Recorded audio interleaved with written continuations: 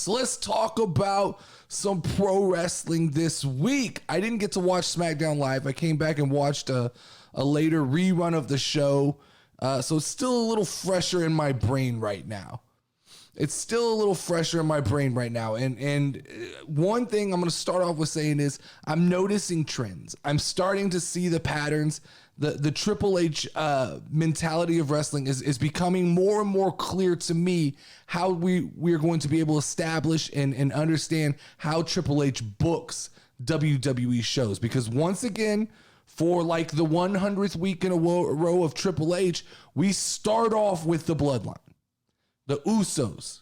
We start off with a tag team match. We start off with a tag team championship match. Now, this was supposed to be Sheamus and Drew McIntyre. We find out Drew McIntyre's hurt, and we get Butch and Sheamus. But these matches, these SmackDown opening matches, and it's happening on Monday Night Raw as well, but it's SmackDown is the home of the Bloodline and home of the Usos. These matches are becoming a little bit too predictable for me to start the show. We're opening the show with the Usos on a weekly basis, and we're seeing a lot of tag team championship matches.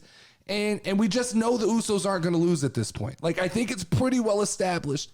I think we all know, based on these records that WWE keeps touting, that the Usos, they're not going to lose on a random Friday SmackDown.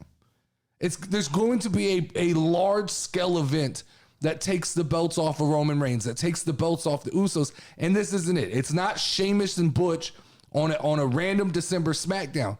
So these openings to these SmackDowns, while there's a lot of energy, while the crowd wants to see the Bloodline, they're a little bit predictable. And I'm starting to see this Triple H formula. It's like that movie. There was a movie at one time where the guy could see the science formulas in front of him. And I think it was A Beautiful Mind. I'm starting to get a beautiful wrestling mind where I can see Triple H's formula right in front of me. And Triple H's formula is, let's rely on the Usos to open the show because the energy is going to be there. And then we'll just give them a clusterfuck for the rest of the night and hope they go home happy. That's what SmackDown, that's what Raw, that's what wrestling, WWE is starting to feel like to me.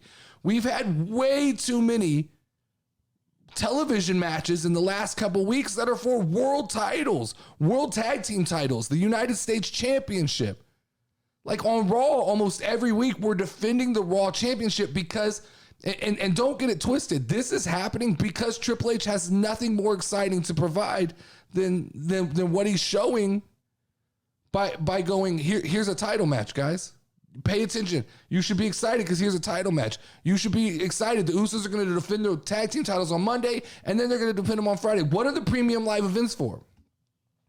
Why do we have premium live events if we're going to challenge for these belts on a weekly basis and with no story buildup? We're just going to randomly throw guys in. On Monday, we're going to get Riddle and Kevin Owens get a shot, right? And then on Friday, we're going to get the Brawling Brutes get a shot. But it's not really the Brawling Brutes. It's Sheamus and Ridge Holland, which haven't been a tag team, but for some reason, they're a tag team now. What are premium live events for? We have way too much of this going on a daily basis. I will say, one thing I will say that I continue to be impressed with is just how good the Usos are. And it confused, there's a confusion to me because I see so they got the respect of the PWI. They got number one, which I still 100% agree they're the best tag team in the world right now. But every time I say that and every time I post that out into the world of social media, the IWC lose their shit. They can't stand that I call the Usos the greatest tag team in the world. But here's a challenge for the IWC this week. Someone from the IWC provide me video evidence. Cut me a video reel of FTR that explains to me why they're better than the Usos. Because everything y'all talk about that FTR does, I see the Usos do the same and better on a weekly basis. While defending their tag team titles on the biggest wrestling program in the world. It shouldn't matter that you have 7 different indie title belts. What matters is right now on the top of the mountain, in the Super Bowl on a weekly basis, the Usos show up and somebody explain to me, not explain to me. I'm done with explaining. I asked you guys to fucking explain it to me and you couldn't explain it to me because you kept saying the same things. You kept telling me they're just good. They're just old school. That doesn't make you the best. That just makes you the hipster's choice. And the IWC loves a good hipster's choice. But the truth is, someone's going to have to put in front of my face video evidence that FTR is better than the Usos. They don't draw more heat than the Usos. They don't draw more cheers than the Usos. They don't work any better than the Usos. The Usos are doing all of the same things. You guys tell me they make the baby faces look good. The Usos do the same thing, but they also make themselves look good while doing it. So I don't get it. I don't understand. Other than maybe here's the problem, and this isn't an Uso problem, this is a WWE problem. The tag team division in WWE right now is pretty much pointless because you have two sets of tag team belts on top of the Usos, and everybody else is just vying for a chance to lose to the Usos at this point. That's what it is. But that's not an Uso problem. That's the WWE's problem. The tag team division in the WWE, while it has some strong teams, while there is a foundation for a strong division, it is pointless right now. Someone's gonna have to explain to me what the purpose of Hit Row, the Viking Raiders, Legazmo Fantasmo, or whatever they call themselves. Someone's gonna have to explain to me, what are they fighting for? The opportunity to lose to the Usos? Because that's where we're at, right? Everybody's playing for second place, and those matches aren't exciting. Throwing those guys in the ring in some form or combination and Hit Row was much better this week.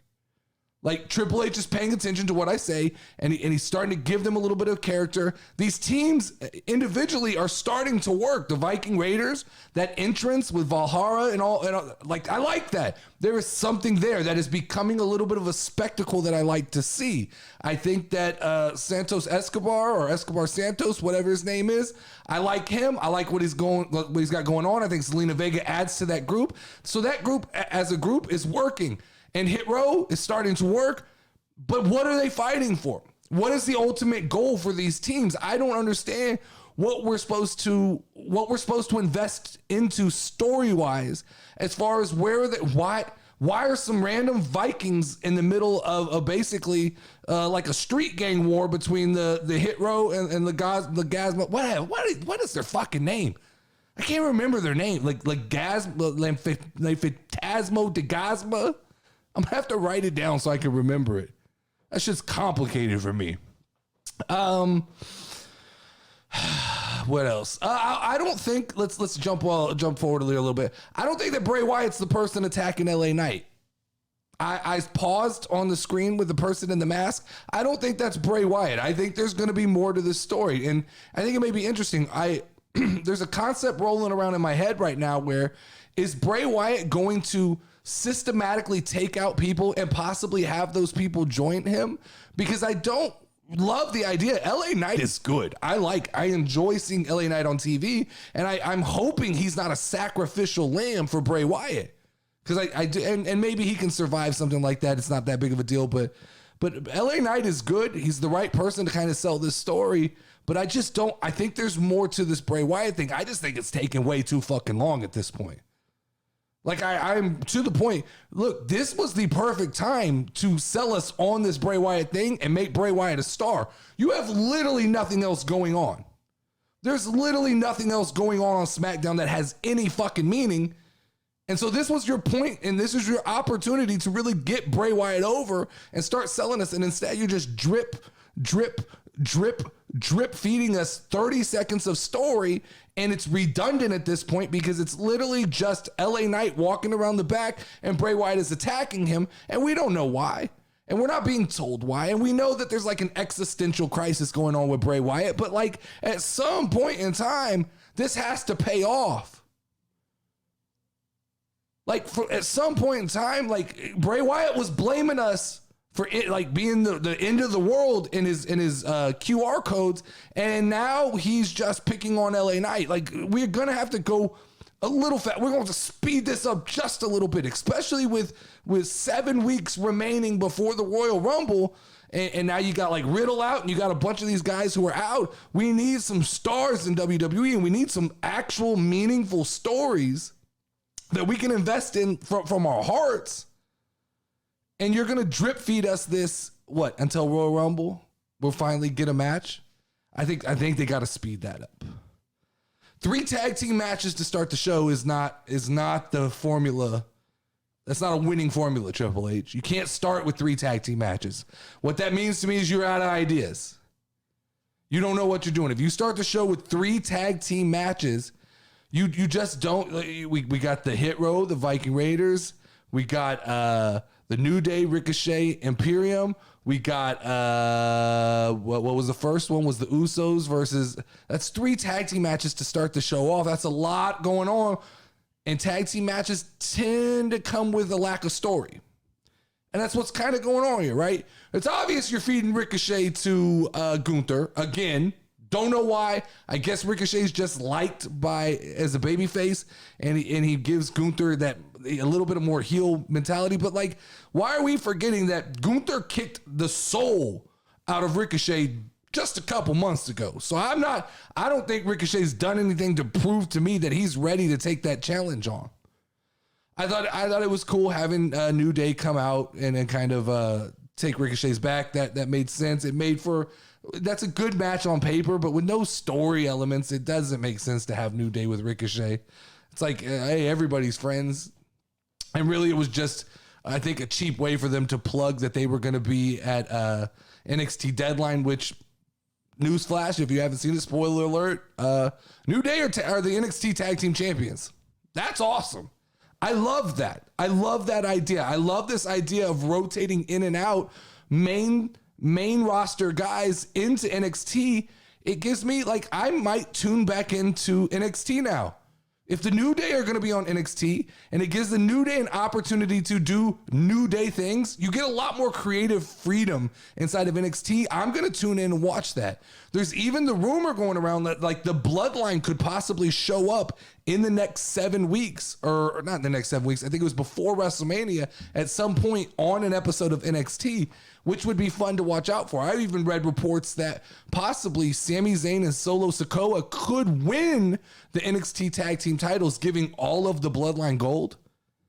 I like this. I like phasing. When the more they phase NXT into the main roster and rotate in stars, the more I watch and the more I start to like NXT roster people. Because when it's just strictly NXT, I don't have a real reason to watch on a weekly basis. I can read about it and I can kind of watch what I want. But if you start feeding in people I like to that show, I'm going to pay a lot more attention.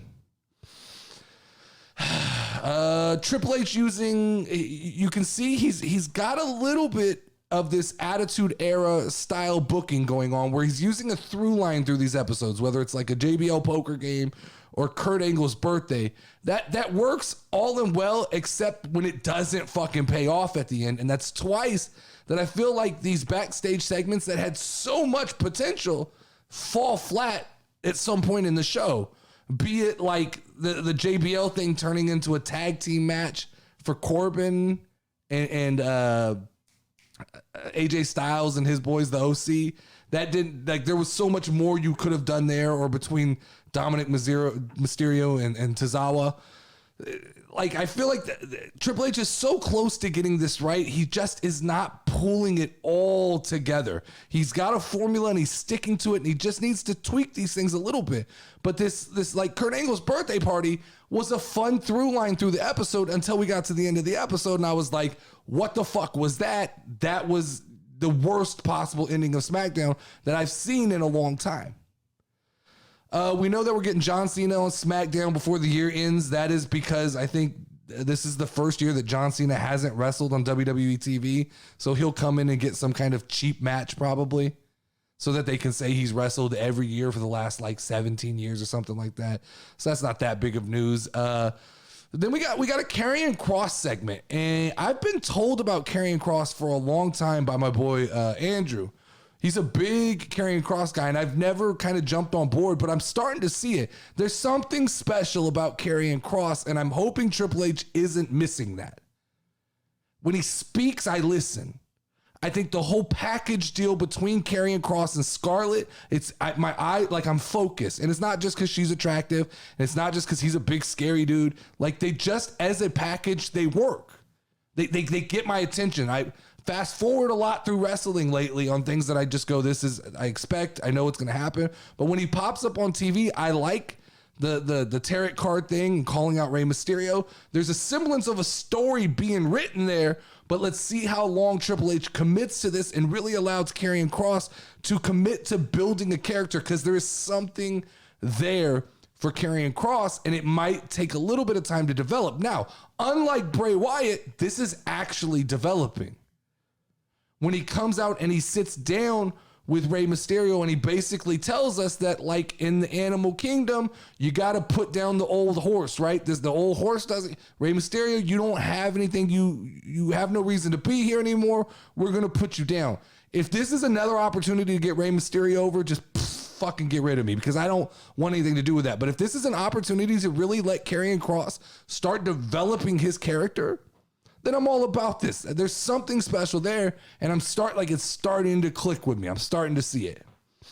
I did enjoy the Tegan Nox intro video that we got on SmackDown that kind of explained a little bit. I think that those need to go even deeper.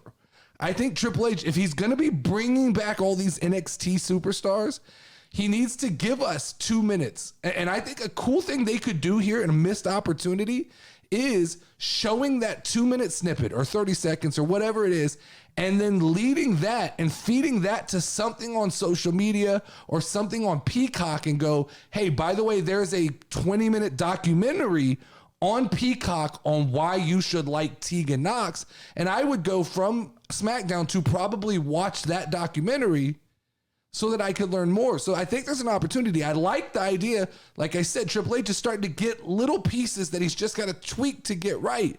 But I liked the idea that it explained who Tegan Nox was and why her and Liv Morgan have a relationship, instead of just going, hey, you two, go out there for a tag team match. I liked it. I liked the idea that we got a little bit of backstory, just enough to sell us on who they are and why they're out there. Speaking of tag teams and people throwing together, Ronda and Shayna, way better tag team than they are individuals. Why is this not the focus of Ronda Rousey and Shayna Baszler?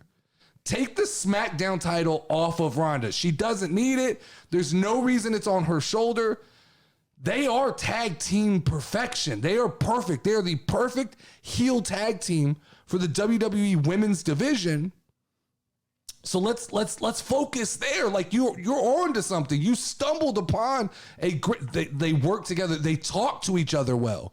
They have way more personality when they're interacting with each other than they do when they point and turn to a camera and talk to a camera. They just don't have that it. But when they talk to each other, they make good bullies. And so I think like going into WrestleMania, I know the idea was Becky Lynch versus Ronda Rousey. Scrap that. Fucking throw that to the side. We don't need that match. What we need is going to be Ronda Rousey and Shayna Baszler versus whatever tag team you want for the women's tag team championships. And give them a long, nice, fun run where they beat everybody up as the tag team champions. I think that is what Ronda Rousey was meant to do inside of WWE, was team up with her friend Shayna Baszler and have a long run as tag team championships. Way more entertaining. But this 8 weeks continues. It's now 7 weeks, right? It was the 9 week. I called it the dreaded 9 week gap between War Games and Royal Rumble, and we are feeling the effects. We're about 2.5, 3 weeks into this thing, and I can feel it. I can feel myself losing interest. I can feel myself turning on the TV and going, this is a little bit of a chore, because I don't know what I'm supposed to be excited for. Like I still am excited for the Bloodline, but I know what's going to happen.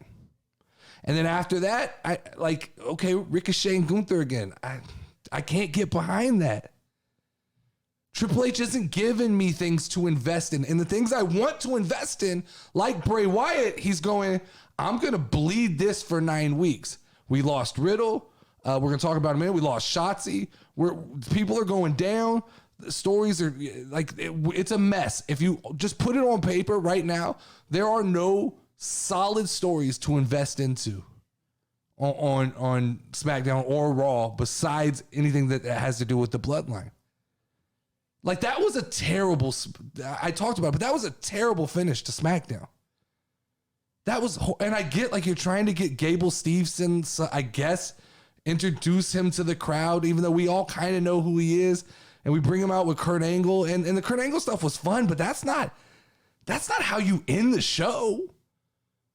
With a basically regurgitated segment from 2011 or 2001 a milk truck segment.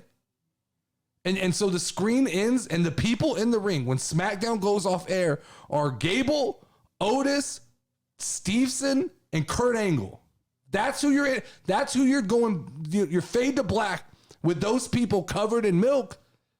I don't like. That's a cool segment for the middle of the show, but that's not. I'm not ending SmackDown like that. That was a poor main event. Triple H's track record to me right now, if we're looking at the Triple H formula to professional wrestling and WWE right now, his formula is start the show strong. I don't give a shit what ends the show. And that looks to be right now the Triple H formula.